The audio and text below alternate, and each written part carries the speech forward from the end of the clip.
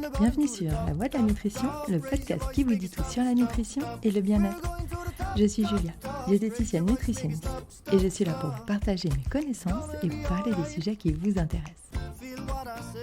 Parce qu'il est important de savoir ce que l'on met dans son assiette et d'être acteur de sa santé, je vous explique tout ce qu'il y a à savoir pour avoir une alimentation équilibrée, saine et gourmande. Car oui, le plaisir doit rester au centre de notre assiette. Cette semaine, nous ferons le tour du pois chiche, une autre légumineuse que l'on apprécie en apéro, en plat, chaud ou froid, mais aussi en dessert dans certains pays. Si vous souhaitez avoir plus d'infos, de conseils et de recettes, vous pouvez aller visiter mon site, lanutritionpourtous.fr, ou me retrouver sur Instagram avec le compte Julia Lapillette. Et si vous avez encore plus de questions ou besoin d'un accompagnement personnalisé sur Lyon ou à distance, n'hésitez pas à me contacter. Mais quoi qu'il arrive, n'oubliez pas que votre santé et votre corps méritent le meilleur. Alors, ne les confiez pas à n'importe qui. Je vous souhaite une bonne écoute. From the bottom to the top, top, top. Raise your voice, make it stop, stop, stop. We're going to the top. Ce petit légume sec, qui nécessite toute une année de culture, proviendrait à l'origine du Proche-Orient. Mais nous en retrouvons des traces bien avant le IXe siècle en Europe. Quoi qu'il en soit, ce pois, s'il n'est pas sauteur, est sûrement globe-trotteur, car après le bassin méditerranéen, il a été conquérir l'Inde il y a un peu plus de 2 siècles. 2 types de variétés sont cultivées à travers le monde. Les pois kabouli, gros et de couleur claire, plutôt dans le bassin méditerranéen, et les pois d'Asie, qui sont plus petits et d'une couleur plus sombre, tirant sur le vert ou le brun. Le pois chiche se retrouve dans beaucoup de plats traditionnels dans le monde entier. Connu pour sa richesse en protéines végétales, c'est avant tout un excellent glucide complexe qui apporte de l'énergie, des fibres et beaucoup de micronutriments. Réhabilité sur nos tables depuis quelques années avec les autres légumineuses, qui, comme lui, avaient été longtemps délaissées en France, ce pois à la douce couleur de caramel blond est aujourd'hui recommandé pour être consommé avec ses collègues légumes secs plusieurs fois par semaine, idéalement 3 fois. Il aiderait ainsi à un meilleur contrôle de la glycémie et donc du diabète, participerait à la prévention des maladies cardiovasculaires, à la diminution du mauvais cholestérol et à la réduction des risques de certains cancers, notamment le cancer colorectal. Mais comment cette petite plante qui ne paye pas de mine et qui se contente de sols secs et caillouteux peut-elle nous apporter autant côté santé ? Eh bien, sa richesse en fibres tout d'abord, qui comme vous le savez maintenant est essentielle dans la satiété et la gestion de la glycémie, mais aussi dans le bon entretien de notre microbiote, notre flore intestinale. Puis ses ressources impressionnantes en micronutriments. Phosphore, fer, cuivre, vitamines du groupe B, dont la B9 ou la folate, zinc, magnésium, potassium, sélénium, manganèse. Si tous ces noms ne vous parlent pas, aucune importance, car eux, ils parlent à votre corps qui en a besoin encore et encore pour fonctionner au top. Alors, rappelez-vous juste que ces pois doivent faire partie de vos menus régulièrement. Seul défaut, car oui, il en a un. Il ne contient pas de gras. Et oui, c'est un défaut. Je suis lassée de lire des « En plus, il n'est pas gras », comme si c'était un gage de qualité ou d'alimentation saine, healthy et compagnie.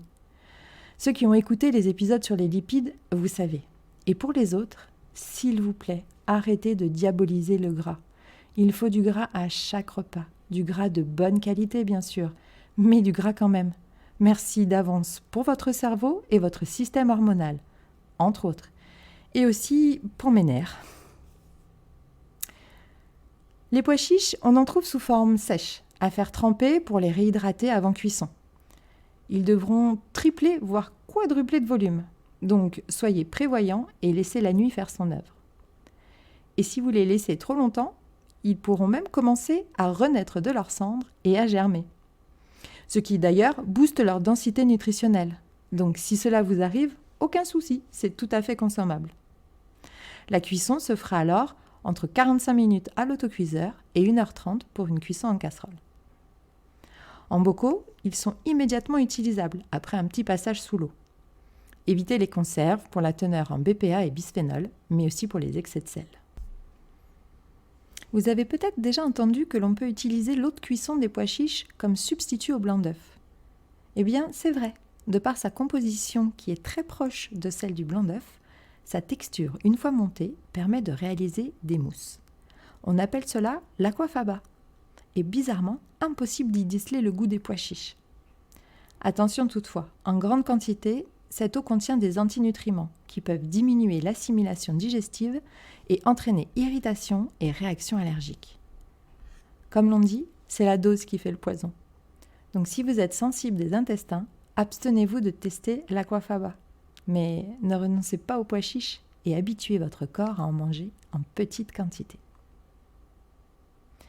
Côté spécialité, bien sûr, quand on pense pois chiches, on pense houmous. Hummus, peu importe comment on le prononce, c'est toujours aussi bon et la recette toujours disponible sur mon site. En apéritif, on peut aussi le retrouver grillé avec des épices comme le paprika ou le curry. L'été, j'aime le consommer en salade, froid, avec des échalotes finement émincées, de la coriandre fraîche, de l'huile de sésame et du citron. Ingrédient premier des falafels, il est aussi présent dans les couscous et agrémente joyeusement vos soupes mixées ou non pour l'hiver. En France, il fait le bonheur des Niçois sous forme de farine pour faire la soca ou la panisse, cette sublime galette aux odeurs provençales d'huile d'olive et de thym. Nous avons aussi notre fête du pois chiche et sa confrérie, dans le Var, où un concours est organisé, non pas pour la meilleure soca, mais pour la personne qui, à plat ventre, lancera son pois chiche le plus loin. Peut-être une nouvelle discipline pour les JO 2024 ? Côté prix, en sec, cela tourne autour de 2-3 € le kilo. En bocaux, comptez plutôt 4-5 € le kilo. Bref, pas de quoi défriser votre livret A. Voilà, j'espère comme toujours que vous avez appris des choses dans la construction de votre alimentation santé et plaisir.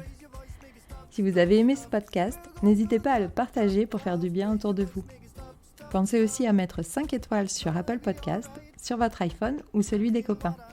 Et laissez-moi un commentaire ou une envie de sujet. Je vous dis à jeudi prochain. Prenez soin de vous.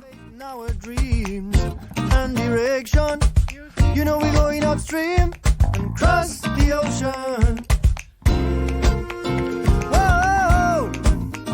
the ocean.